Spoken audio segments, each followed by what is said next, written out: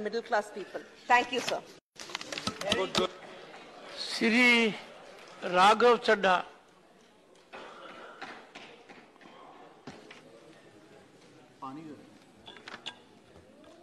Sir, on behalf of my party, the Aam Aadmi Party, I rise to speak on the supplementary demand for grants for the financial year 2022-2023. Sir, सरल भाषा में कहूं तो वित्तीय वर्ष की शुरुआत में सरकार को जितना खर्च आवंटित किया गया था वो सारा पैसा खर्च करने के बाद आज अतिरिक्त पैसा मांगने सरकार इस सदन के भीतर आई है। काश ये सुविधा देश के आम आदमी के पास भी होती सर, जो महीने की 25 तारीख को अपना बटुआ खाली देखकर 5 दिन संघर्ष करके 1 तारीख आने की इंतजार करता है। Sir, supplementary demand for grants 2 चीजें में से एक अवश्य दर्शाता है। पहली चीज, क्योंकि सरकार को अतिरिक्त पैसे की जरूरत पड़ी, तो पहली चीज यह है कि जब वित्तीय वर्ष की शुरुआत में सरकार को पैसा चाहिए था तो सरकार ने अपना जो वित्तीय बजट था उसे अंडर एस्टिमेट कर प्रेजेंट किया ताकि वित्तीय घाटे को सुंदर करके उसका सौंदर्यकरण करके दिखाया जाए। अगर यह नहीं है तो दूसरी स्थिति अवश्य होगी कि सरकार ने अपना बजट पूरी तरीके से मिसमैनेज कर दिया। इन दोनों में से यदि कोई एक स्थिति उत्पन्न होगी, उसी में सरकार को एडिशनल पैसे की अतिरिक्त खर्चे की जरूरत पड़ रही है। सर, अतिरिक्त पैसे के लिए सरकार इस सदन के सामने आई है, कोई बात नहीं सर, उस पर चर्चा होगी, लेकिन चर्चा 2 और विषयों पे होनी चाहिए। पहला विषय कि वित्तीय वर्ष की शुरुआत में 40 लाख करोड़ का जो इतना भारी भरकम बजट इस सदन ने सरकार को सैंक्शन किया था, मंजूरी दी थी, उस 40 लाख करोड़ को खर्च करके सरकार ने क्या पाया? क्योंकि भारत देश के आर्थिक इंडिकेटर्स संकट का अलार्म बजा रहे हैं। और दूसरा, आज से 2-3 महीने बाद यहां से 100 मीटर दूर नॉर्थ ब्लॉक में जहां आने वाले वित्तीय वर्ष का बजट बन रहा है, आज ये बहस मैं चाहूंगा आने वाले वित्तीय वर्ष के बजट की भी नींव रखे। और सर, मैं नया सदस्य हैं सदन का एक सुझाव और देना चाहता हूं। हम सारे लोग बजट पे चर्चा उसी समय करते हैं जब बजट प्रस्तुत किया जाता है। हमें सदन में 2 बार बजट पे चर्चा करनी चाहिए। एक बार जब बजट प्रस्तुत हो और विंटर सेशन में 7-8 महीने बीतने के बाद कि उस बजट से देश को हासिल क्या हुआ, मिला क्या, कितनी नौकरियां मिली, क्या बेरोजगारी की दर है, कितनी महंगाई का सर, आज सरकार 3,25,757 करोड़ मांगने इस सदन के भीतर आई है। मैं माननीय वित्त मंत्री जी का ध्यान ये पैसे सैंक्शन करने से पहले और सदन का ध्यान इस पैसे को अनुमति देने से पहले 8 बड़ी बीमारियां जिससे आज भारत देश की अर्थव्यवस्था पीड़ित है, बीमार है, उसकी तरफ करना चाहता हूं।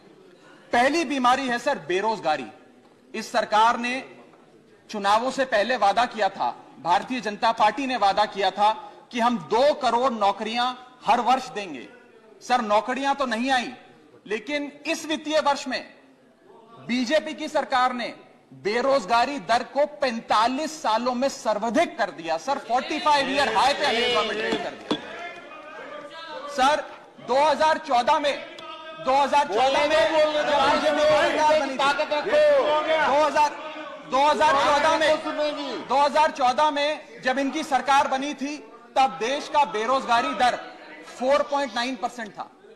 जब इनकी सरकार बनी थी तो बेरोजगारी दर 4.9% था। आज 8 साल बाद 2022 में ये बेरोजगारी दर 4.9% से बढ़कर 8% पे आ गया है। 8%। और ये तो ऑर्गेनाइज सेक्टर की बेरोजगारी है। अनऑर्गेनाइज सेक्टर के जॉब लॉसेज, एमएसएमई के कारखाने कितने बंद हो गए, उनका घर बिक गया, कारखाने बंद हो गए, उसका तो हिसाब ही सरकार के पास नहीं है। अभी कुछ ही समय पहले लोकसभा में जवाब देते हुए वित्त मंत्री जी ने देश को बताया कि कुल 22 करोड़ आवेदन पत्र भारत सरकार के पास नौकरी मांगने के लिए आए। उन 22 करोड़ आवेदन पत्रों में से आपको जान के चंबा होगा, सरकार ने मात्र 7 लाख लोगों को नौकरी दी। सर, 22 करोड़ आवेदन पत्र के मुकाबले 7 लाख लोगों को नौकरी। सर, हम लोग छाती चौड़ी कर कहते हैं कि हम युवा देश हैं, हम युवाओं का देश है, हमें अपने डेमोग्राफिक डिविडेंड पे गर्व है, फक्र है। सर भारत का डेमोग्राफिक डिविडेंड बेरोजगारी के तले दबता जा रहा है, सड़कों पे लाठियां खा रहा है और भारत सरकार डेमोग्राफिक डिविडेंड को डेमोग्राफिक डिजास्टर में तब्दील करती जा रही है। सर ये सच्चाई है आज। सर मैं आपको बताना चाहूंगा कि यह सरकार जिसने देश को, युवाओं को घर पे बिठाने का काम किया, इसका नारा बदल के हो गया है हर घर बेरोजगार। यही है आज की भाजपा सरकार। सर मैं दूसरी बड़ी बीमारी जो इस भारत की अर्थव्यवस्था को लगी है उसकी तरफ आपका ध्यान आकर्षित करना चाहूंगा। दूसरी बड़ी बीमारी है सर इन्फ्लेशन, यानी कि महंगाई। इन्फ्लेशन को कहा जाता है sir, inflation is taxation without legislation. वो महंगाई जो सरकार कानून लाए बिना जनता पे थोप देती है। सर आज भारत की महंगाई इस वित्तीय वर्ष में 30 सालों में सर्वाधिक थी सर, 30 ईयर हाई पे, जहां भारत की थोक महंगाई 12 से 15% के आसपास घूम रही है और खुदरा महंगाई 6 से 8% के आसपास घूम रही है। वादा किया था सर आय बढ़ाने का, आय तो बढ़ी नहीं, महंगाई बढ़ गई। और सर बढ़ती महंगाई और घटती कमाई के चलते आज देश को आधार कार्ड की नहीं, उधार कार्ड की जरूरत पड़ रही है। देश के आम आदमी को उधार कार्ड की जरूरत है। और सर आज इस बहस को सुन रहे भारत देश के करोड़ों लोगों को मैं कहना चाहूंगा कि यह सरकार आप सबको गरीब कर रही है। गरीब सिर्फ वो नहीं सर जो सड़क पे कटोरा लेकर भीख मांग रहा है, हम सब गरीब हो रहे हैं। गरीब इसलिए हो रहे हैं कि हमारी आमदनी नहीं बढ़ रही, लेकिन महंगाई बढ़ती जा रही है। सर मैं उदाहरण देता हूं, एक शख्स जो 20,000 रुपए महीने के कमाता था और 18,000 रुपए खर्च करता था, वो महीने का 2,000 रुपए बचाता था। आज उसकी आमदनी 20 की 20 है, 20,000 है, लेकिन खर्चा 18,000 से बढ़कर 25,000 करोड़ हो गया। यानी कि 20,000 की आमदनी, 25,000 का खर्च, 5,000 रुपए की नुकसान का खामियाजा का कर्जा देश का एक एक आदमी भुगत रहा है। सर मैं बताना चाहूंगा, सुनिए मेरी बात ध्यान से। जब 2014 में महंगाई का आलम देखिए सर, 2014 में जब यह सरकार बनी थी तो पेट्रोल 55 रुपए प्रति लीटर पे बिकता था।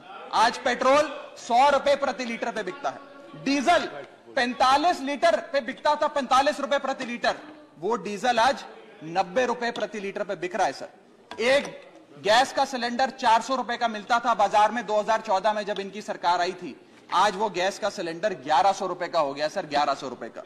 दूध 1 लीटर 36 रुपए का मिलता था, दूध आज 60 रुपए प्रति लीटर हो गया है।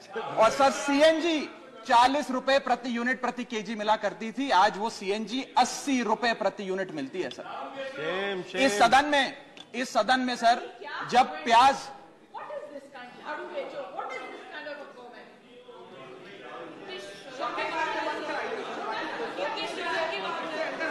सर आपका प्रोटेक्शन चाहिए, आपका प्रोटेक्शन चाहिए सर, ये बात सही है सर। कमेंट से देखिए सर आप। चलो बोलो सर, बोलो, चलो बोलो बोलो बोलो।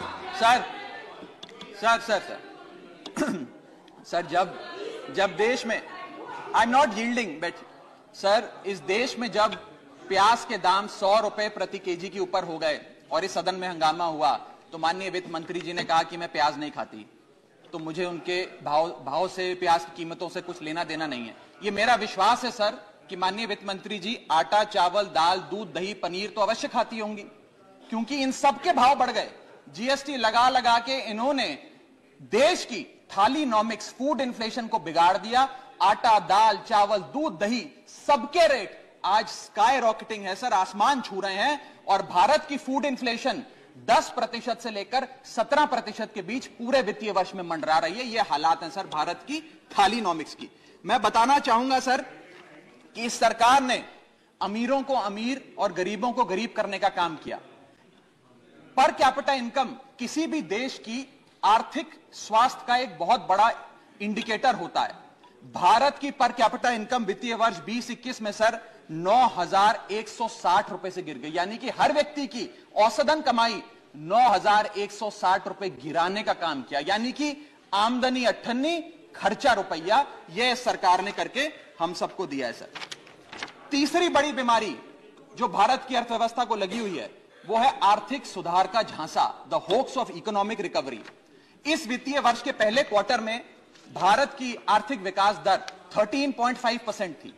दूसरा क्वार्टर आते आते, जिसे फेस्टिवल क्वार्टर कहते हैं, जिसमें बड़े बड़े त्योहार आते हैं, जिसमें खपत भी बढ़ती है, उत्पादन भी बढ़ता है, मांग भी बढ़ती है, उस क्वार्टर में आर्थिक विकास दर 13.5% क्वार्टर वन के मुकाबले गिरकर 6.3% पे आ गई सर, यानी कि आधी हो गई। और अगर आप पिछले साल के क्वार्टर सेकंड से दूसरी तिमाही से कंपेयर करें तो क्वार्टर ऑन क्वार्टर 2021 में 8.4% दूसरी तिमाही की ग्रोथ थी, और इस बार इस क्वार्टर में जो अभी समाप्त हुआ 6.3% है, यानी कि भारत की आर्थिक विकास दर घटती जा रही है। और मुझे बड़े दुख से कहना पड़ रहा है कि जब वित्त मंत्री जी फरवरी में वित्तीय वर्ष 23-24 का बजट प्रेजेंट करेंगी, तब भारत की चौथी तिमाही की आर्थिक विकास दर 5% से भी नीचे होगी, which is unprecedented in recent time sir. यह भारत की इकोनॉमिक ग्रोथ की हालत है। और यह वर्ष तो जो बीत गया, इस वर्ष तो आपने आर्थिक जो विकास दर था उसकी ऐसी तैसी कर दी। अगले साल के आर्थिक विकास दर के आंकड़े सुनिए। सरकार चाहती है हम 8% पे आगे बढ़ें। वर्ल्ड बैंक कहता है वित्तीय वर्ष 23-24 में हम मात्र 6% पे ग्रो करेंगे। क्रिसिल कहता है हम 6% पे ग्रो करेंगे। ओईसीडी कहता है हम 5.7% पे ग्रो करेंगे। गोल्डमैन सैक्स कहता है हम 5.3% पे ग्रो करेंगे, और आईएमएफ कहता है हम 5.1% पे ग्रो करेंगे। यानी कि भारत की अर्थव्यवस्था में ऊपर जाने की बजाय हमारी व्यवस्था नीचे आ रही है सर। चौथी और एक बड़ी बीमारी जो भारत की अर्थव्यवस्था को लगी है वो है द डेट क्राइसिस। भारत सरकार की देनदारी, भारत सरकार पे चढ़ा बहुत बड़ा कर्ज। सर 1947 से लेकर 2014 तक, यानी कि इन 67 सालों में कई पार्टियों की सरकारें रहीं, केंद्र में कई पार्टियों ने शासन किया। इन 67 सालों में तमाम पार्टियों की सरकारों ने मिलकर कुल कर्जा 55 लाख करोड़ का लिया था, और बीते 8 सालों में 2014 से 2022 में इस बीजेपी की सरकार ने कुल कर्जा 85 लाख करोड़ रुपए लिया। यानी कि एक तरफ 67 सालों का, बीते 67 सालों का 55 लाख करोड़ का कर्जा, और इस सरकार ने अकेले 8 सालों में 85 लाख करोड़ रुपए का कर्जा ले लिया। मैं पूछना चाहता हूं इनसे कि ये तो मुफ्त की रेवड़ी भी नहीं बांटते, ये तो मुफ्त की रेवड़ी में भी विश्वास नहीं रखते, तो फिर इनका कर्जा इतना कैसे बढ़ता जा रहा है? ये पैसा जा कहां रहा है, किसकी जेब में जा रहा है? दोस्तवाद की नीति के तहत कौन से इनके दोस्त हैं जिन्हें फायदा पहुंचाया जा रहा है? ये मैं पूछना चाहता हूं सर 2014 में जब भाजपा की सरकार बनी तो government debt to GDP ratio 40% था, मात्र 40%। आज government debt to GDP ratio इस देश में 90% छू रहा है सर, 90%। और इस देश की डेट की स्थिति बढ़ाकर 1,55,000 करोड़ का 1,55,000 करोड़ का कुल कर्जा इस देश ने लिया सर। पांचवी बीमारी जो भारत की अर्थव्यवस्था को लगी हुई है, पांचवा बड़ा रोग, किसानों का संकट। सर मैं बताना चाहूंगा कि बड़े बड़े उद्योगपतियों के, अपने दोस्तों के बड़े बड़े लोन्स इन लोगों ने माफ कर दिए, लेकिन भारत देश के किसान की जो कर्जा था, जो डेट था, वो पिछले 8 सालों में 53% बढ़ा है, कम नहीं हुआ सर, 53% इंक्रीज हुआ है, जिसके चलते आज एवरेज फार्मर डेट, पर फार्मर डेट इस देश की 74,000 रुपए, यानी कि 74,000 रुपए का कर्जा आज देश के हर किसान के सर पर है सर। अगर किसान अपना कर्ज का भुगतान नहीं करता तो उसके नाम के नोटिस चिपकाकर किसान की बदनामी करती है यह सरकार, और बड़े बड़े उद्योगपति जो लाखों करोड़ रुपए डकार गए उन्हें बिजनेस क्लास में बिठा के देश से रवाना करती है सर ये सरकार। सर आज हमारा देश का अन्नदाता, देश का किसान जो हमारा पेट भरता है, जो हमें खाना देता है सर, आज वो जहर खाने को मजबूर हो गया है। एनसीआरबी का डेटा बताता है कि वित्तीय वर्ष 21-22 में 10,851 किसानों ने आत्महत्या करी। यानी कि इस देश में औसत रोज के 30 किसान आत्महत्याओं की आती है। 30 किसान रोज इस देश में आत्महत्या कर रहे हैं। हम आजादी का अमृत महोत्सव मना रहे हैं and 30 farmers per day in this country commit suicide sir. मैं अपने ट्रेजरी बेंचेस पे बैठे मित्रों को यह भी कहना चाहूंगा कि किसान भोला है, भुलक्कड़ नहीं है। वो ये नहीं भूला कि 1 साल आपने उसे खुले आसमान में सड़कों पे आंदोलन करने के लिए उतारा था, जिसमें 800 से ज्यादा किसानों की शहादत हुई सर। और सर किसानों के बारे में मैं एक आपको बड़ी महत्वपूर्ण जानकारी देना चाहता हूं। किसानों की आय दुगनी करने का वादा सरकार ने किया था कि हम बढ़ाएंगे और दुगनी करेंगे। आय दुगनी करना तो छोड़ दीजिए, स्टैंडिंग कमेटी ऑन एग्रीकल्चर की रिपोर्ट बताती है कि 4 से ज्यादा राज्यों में आय बढ़ाना तो दूर 30% किसानों की आय घट गई सर, बढ़ाना तो दूर की बात।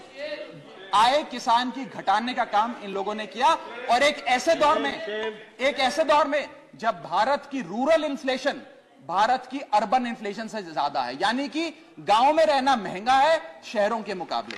सर मैं छठी बीमारी पे आता हूं। जो छठी बीमारी भारत की अर्थव्यवस्था को लगी हुई है सर, वो है प्राइवेट सेक्टर इन्वेस्टमेंट में गिरावट।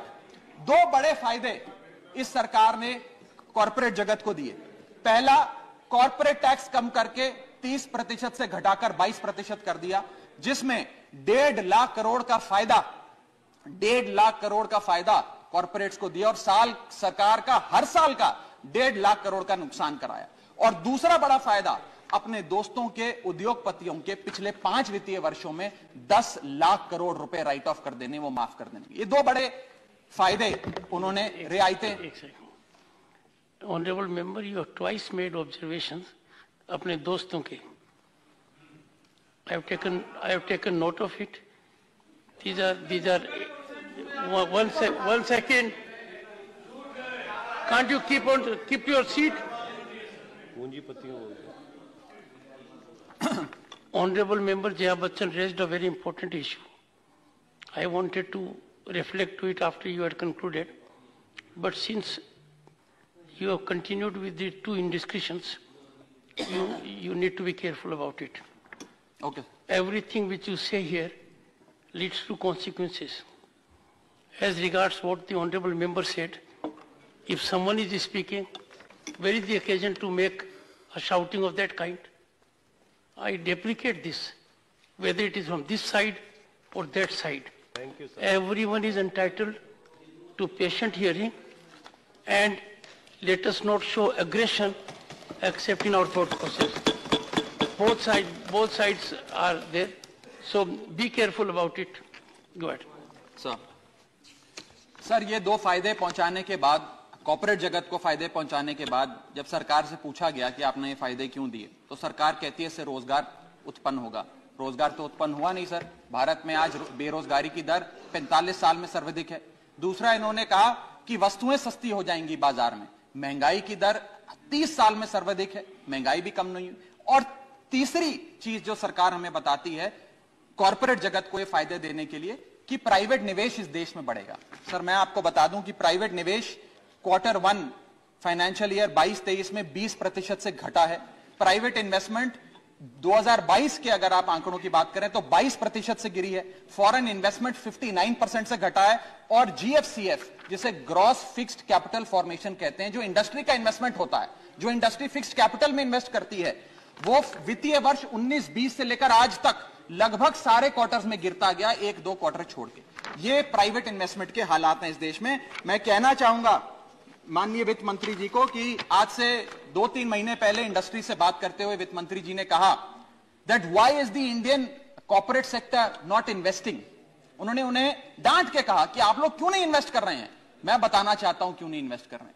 इन्वेस्टमेंट रियायतें देने से नहीं आती, इन्वेस्टमेंट डिमांड क्रिएट करने से आती है। आपको मार्केट में मांग क्रिएट करनी पड़ेगी। जब मांग क्रिएट होगी तो उत्पादन भी होगा और खपत भी होगी। मैं एक और महत्वपूर्ण आंकड़ा आपके सामने रखना चाहता हूं सर। 7वीं बड़ी बीमारी जो भारत की अर्थव्यवस्था को लगी है, devaluation of the Indian rupee, गिरता हुआ रुपया। सर आज हम आजादी का अमृत महोत्सव बना रहे हैं और सरकार ने आजादी के अमृत महोत्सव वाले साल में रुपये को मार्गदर्शक मंडल में डाल दिया है सर। रुपया 82 रुपए हो गया है। जब ये सरकार बनी थी तो रुपया 60 रुपए। सर खत्म करने दीजिए। Is my maiden speech sir please. Sir maiden speech sir is my maiden sir 2014 में सर 2014 में $1 जब इनकी सरकार आई थी वो 60 रुपए का मिलता था सर। आज $1 82 रुपए का हो गया। ये सरकार कहा करती थी, कई बड़े नेता इनके दिग्गज कहा करते थे कि जब रुपया गिरता है तो भारत की साख गिरती है, भारत की प्रतिष्ठा गिरती है। आज तो सर लगता है कि साख, प्रतिष्ठा और रुपया सब न्यूनतम स्तर पे आ गया सर। मैं आपको यह भी बताना चाहता हूं सर कि कोई भी अर्थशास्त्री आपको यह बताएगा कि जब रुपया गिरता है तो भारत के एक्सपोर्ट बढ़ते हैं, और बढ़ने चाहिए भी सर। क्यों बढ़ते हैं? क्योंकि मान लीजिए कोई बहुत बड़ा बायर अमेरिका में बैठा है, वो भारत की एक वस्तु $5 पे खरीदता था, आज क्योंकि डॉलर मजबूत हो गया, रुपया कमजोर हो गया, वो वस्तु $3.5 में उसे मिल जाती है, तो वो ज्यादा ऑर्डर देता है, भारत के एक्सपोर्ट बढ़ते हैं। लेकिन आज एक बड़ी चौंका देने वाली स्थिति इस देश में है कि रुपया तो गिर रहा है, डॉलर मजबूत हो रहा है, लेकिन भारत के एक्सपोर्ट्स भी गिर रहे हैं। और एक्सपोर्ट्स क्यों गिर रहे हैं, यह मैं सवाल भारत की वित्त मंत्री जी से पूछना चाहता हूं।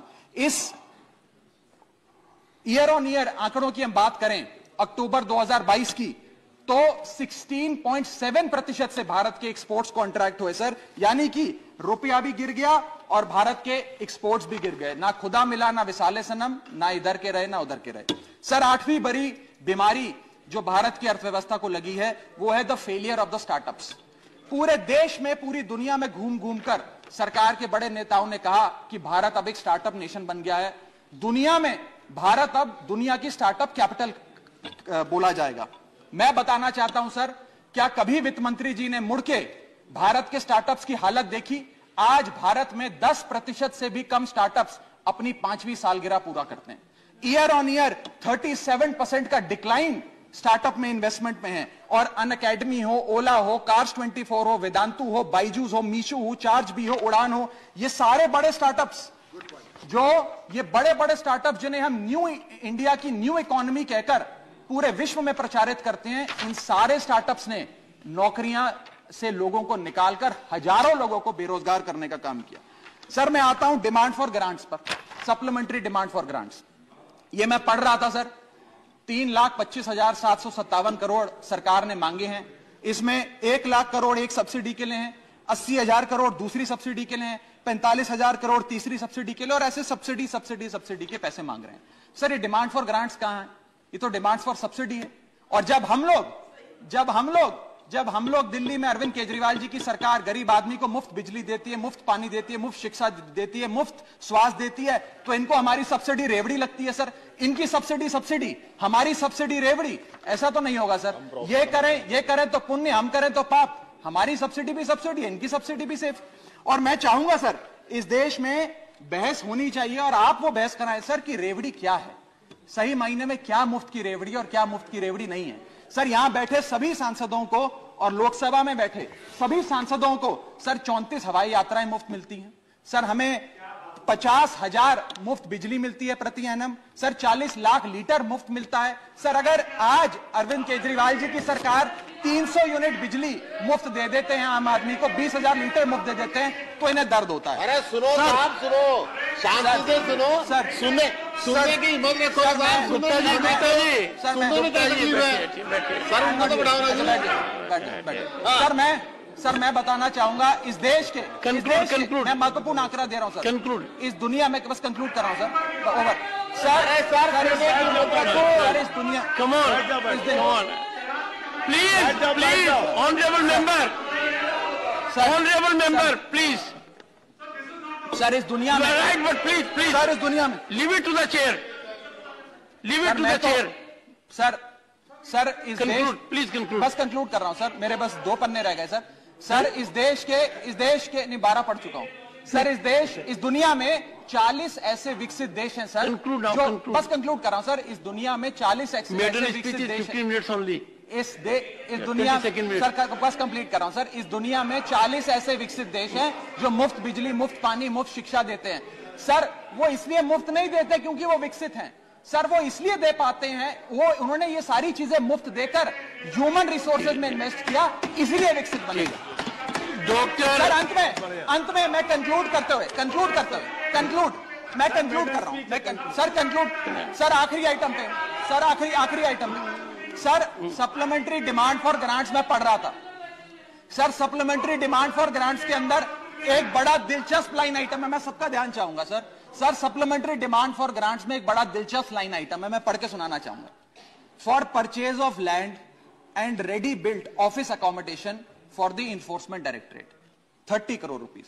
सर, खाली 30 करोड़ रुपए ईडी के लिए। इनका बेस्ट परफॉर्मेंस देने वाला विभाग है, सारे नेताओं को जेल में डाल दिया। इसके लिए तो 30 लाख करोड़ लेना चाहिए, खाली 30 करोड़ से बात नहीं बनेगी। इनको 3 लाख करोड़ लेकर ईडी के थाने हर गली मोहल्ले में खोलने चाहिए और किसी मोहल्ले में कोई विपक्ष का नेता ना बचे, सबको जेल में डालने का काम करना चाहिए सर। प्रसन्नता नंदा सर अंत में डॉक्टर प्रसन्नता नंदा सर आखिरी पेज है सर, आखिरी लास्ट 2 मिनट सर, आखिरी पन्ना है। मेरे 10 सवाल हैं बस सर, लास्ट मेरा पहला सवाल, मैं 10 सवाल वित्त मंत्री जी 30 सेकंड सर 2 मिनट बस 30 सेकंड मैं 10 सवाल पूछ के अपनी बात समाप्त करूंगा। पहला सवाल, does the honourable finance minister know the market price of 1 kg of wheat, 1 kg of rice and 1 liter of milk today? Sir, why has the government, second question sir, why has the government's mega budget presented in February 2022 failed to generate employment? My question number 3 sir, why is inflation in products which are produced in India, not imports like petrol and diesel, burning a hole in the common man's pocket? So question number 4, why is the private sector not investing despite repeated appeals by the Honorable Finance Minister? Question number 5, how many jobs have been created by way of handing out these favors of tax waivers and debt waivers to the corporate India? Question number 6, why is there a tremendous meltdown in India's new economy, that is the startup economy? Question number 7, how long before the rupee regains its value, sir, or is the government working towards hitting a century with the value of the Indian rupee? So question number 8, if the rupee is weakening, exports should rise. Exports are the second engine of our economy. Why are the exports falling? Question number 9, given the sad plight of Indian economy, where the growth rate is lesser than the inflation rate, has India formally entered stagflation? Conclude. And my last question is, when will the government reduce the tax burden on the common man, that is the GST? Dr. Prashant Nanda.